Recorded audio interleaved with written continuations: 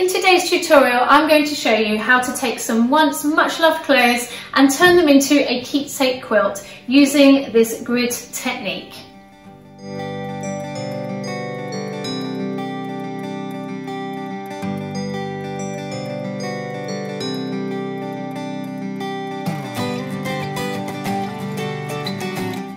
Hi, I'm Emma from Studio 77. If you're new to the channel, thanks for stopping by and welcome back if you're not. I do lots of sewing and craft tutorials, so if you like this content, please do like and subscribe and hit that bell button, as I'm sure you're going to love the content I have coming up. But on today's tutorial, I'm going to show you how to take these clothes and turn them into this quilt using this grid technique. It's a really good technique so that you don't get your pieces muddled up. You can lay it out really nicely so that you don't have any issues about forgetting which line goes where, and I'm sure it's quicker as well than the regular piecing together. But anyway, let's get started. As well as your usual quilting fabrics and thread, you're going to need some calico, lightweight interfacing, wadding or batting, 505 spray fabric adhesive, and then I've also used a Teflon sheet and clips. All of these are going to be in the description below. To start with, we need to make our grid using calico that is the size of the quilt including seam allowances. I made a crib size quilt measuring 60 by 45 inches finished, so each of my squares are 3 inches without seam allowance and 3.5 inches including ½ inch seam allowance. So each square on my grid needs to be the cut size of my squares, 3.5 inches. So my grid in total is 52.5 inches by 70 inches down, instead of the finished size of 45 by 60. I'm sorry if this is confusing. If it is, I've put the maths in the description too. Please ask if you have any questions at all about your own quilt size.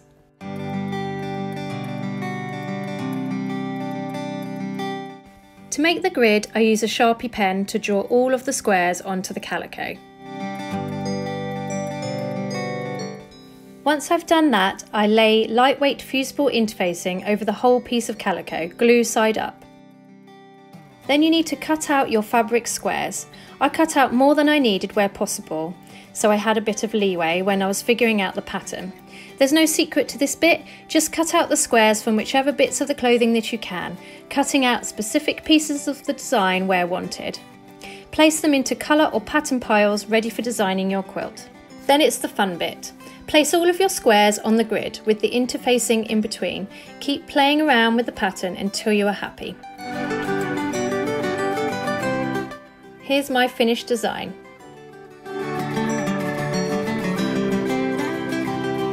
Once you're happy with the placement, pin each one to both the interfacing and the calico grid base so that they are all secure. Roll or fold the quilt top up and take it over to your ironing board. Carefully remove the pins from the part of the quilt that is actually on the board and iron the squares to the interfacing. As the quilt isn't small, I'm using the ironing board next to my kitchen worktop to keep the weight from pulling it off of the ironing board. The white fabric at the top of the screen is just the quilt rolled over, so you are seeing the back of the calico. As the interfacing is facing up, I use a Teflon sheet to protect the iron. This is a fab bit of kit. I'll link to it in the description.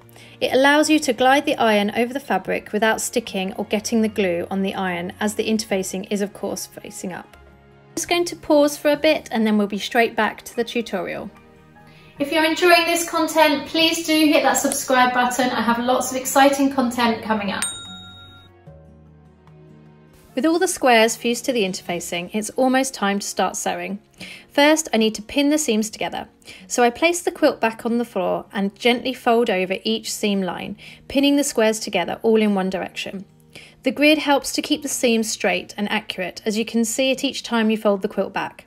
I keep going until all the quilt is pinned in one direction.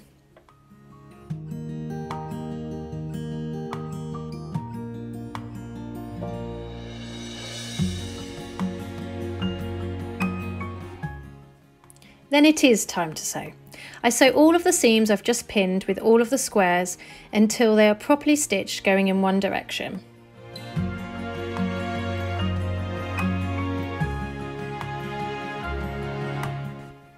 Once I've sewn all the seams in one direction, I need to cut all of the lines so that the seam allowance is able to lie flat.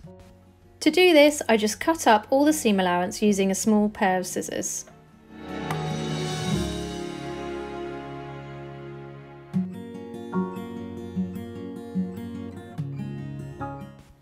Then I press open all of these seams using the Teflon sheet again.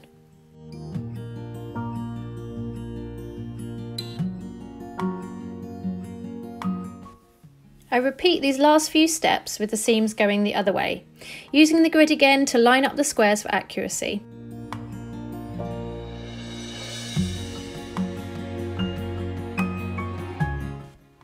I sew all these seams just like I did before.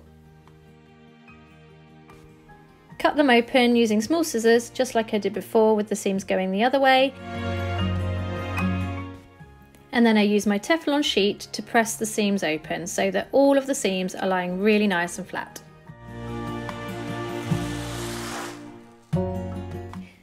Then comes piecing the layers of the quilt together. I use 505 spray, which is a fabric temporary adhesive and just helps it all stay together. I'll pop a link to this spray in the description. It's important with this spray to have all the layers smooth, so once I've laid down the wadding, I turn the quilt over to be sure that the backing is smooth to the wadding, smoothing it all out as I go.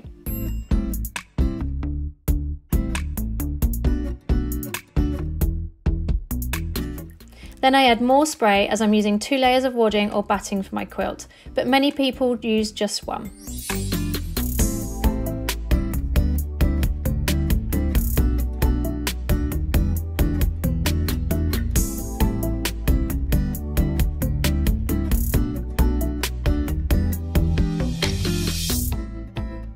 So here I have all the layers of my quilt laid out, including the top, and I add clips all around the edge. The spray adhesive means I don't need to add tons of pins throughout the quilt, but the clips are needed to stop the edges from peeling before sewing. I roll the quilt up so it's ready for sewing. Then it's time to stitch in the ditch of all the seam irons. Of course you can do whatever style of quilting at this stage, but I wanted the fabrics and patterns to really speak for themselves as they are the stars of this quilt. I just wish I could sew this fast in real life. Here's the back of the quilt so that you can see all the finished quilting. We're almost at the finish line, just the binding to go. There are a ton of tutorials out there for this step, but here's my technique and some useful pointers to get a neat finish. I'm using 1.5 meters of a quality quilting cotton and matching thread, of course. I fold into 4 so that it's quicker and easier to cut the strips. First of all, I cut off the selvage edge. Using my favourite Creative Grids ruler that has grips on the back. I'll pop another link in the description as well. It really helps the fabric to stay put when you're cutting. I cut 3 3/4 inch strips. Of course you can do any width depending on the finished look that you want. I cut enough to go around the full edge of the quilt with an extra strip allowance for wiggle room.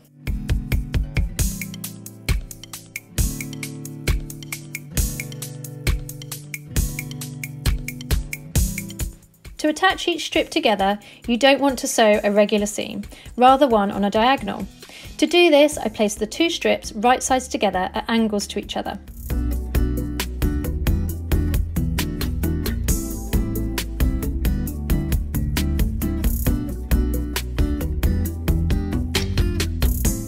Using my friction pen, I draw a diagonal line from the 2 corners, as you can see, and pin them in place.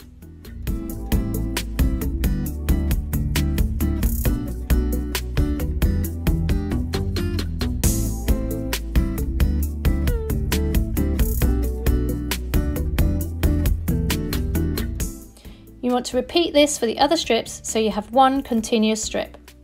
Be careful that you don't turn the fabric as you go so that each diagonal seam is going in the same direction.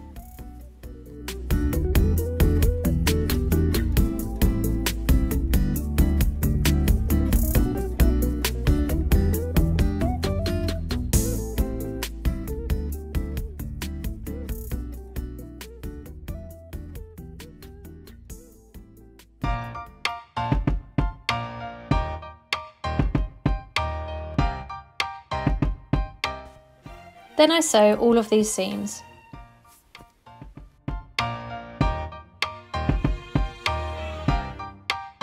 Once sewn, I cut off the seam allowance, leaving a 1/4 inch seam on each seam.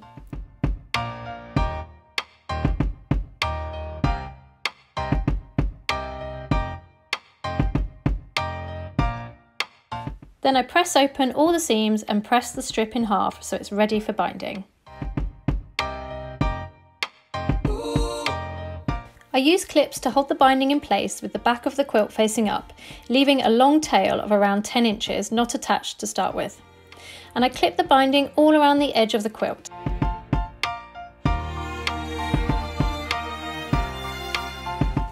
Then I stitch the binding in place, 1/2 inch from the outer edge.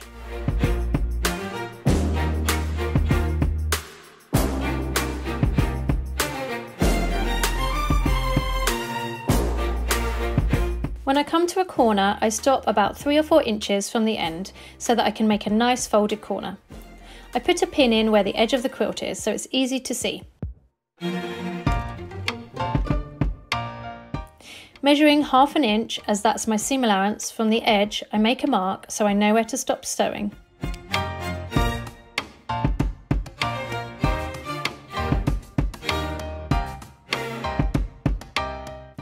Then stitch to that dot, reversing the stitches for strength.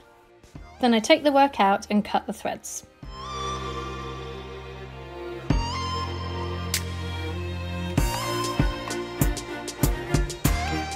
Then we need to fold the binding like so, forming a diagonal fold from the corner, and then back on itself towards the next edge for binding.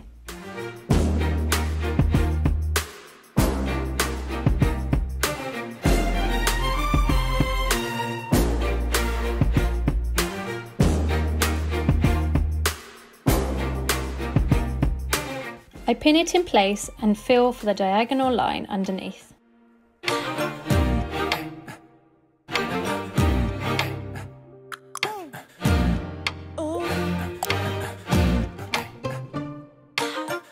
I need to start sewing almost exactly where we just finished, but from the top of the binding. I measure for accuracy and make a mark to start sewing from.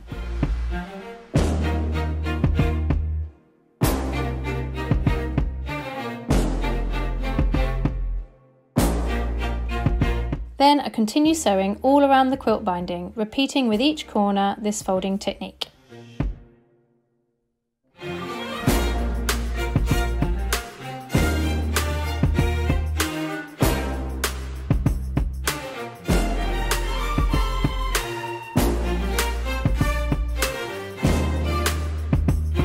When it comes to getting near to the end of the binding, we need to take it off the machine about 10 inches from where you started sewing.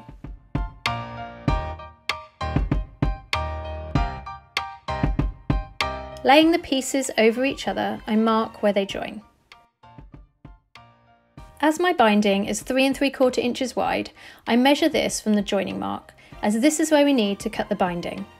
So now I have a 3 3/4 inch overlap. I open up the binding and pin like I did the joining before, marking a diagonal line for accuracy.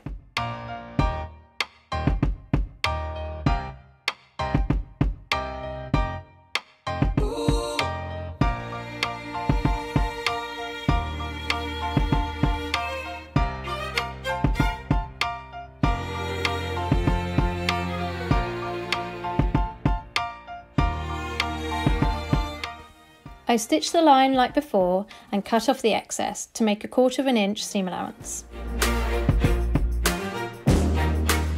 Once the binding is pulled taut to the quilt edge, it should all line up perfectly, ready for the stitching to be finished. I open up the binding and finger press the seam open. Then I pin and stitch it to the edge.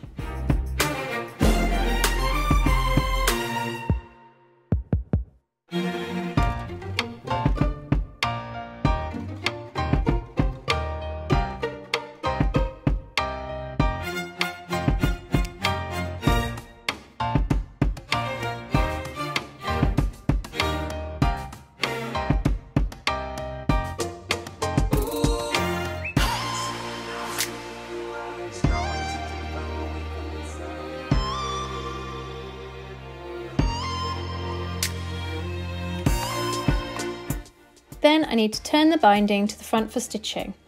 I trim off any excess threads first.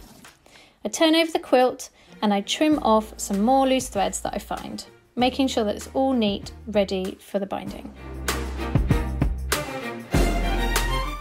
I pull the binding around to the front and clip it in place, making sure it's quite taut.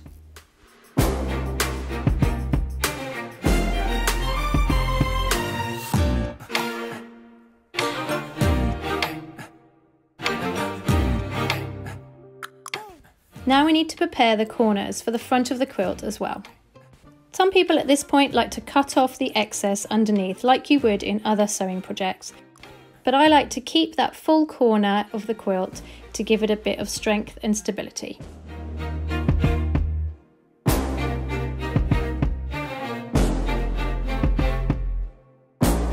To help the corner lie flat on the front, you should push the excess into the opposite side that you did to the back.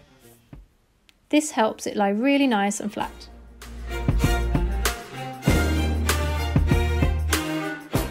Then I stitched the binding to the front. I had pulled the binding so that my stitch line is just past the binding on the back. So my bobbin thread is white to match the back of my quilt, and my stitch is really close to the edge of the binding on the front, with the needle to the far left position.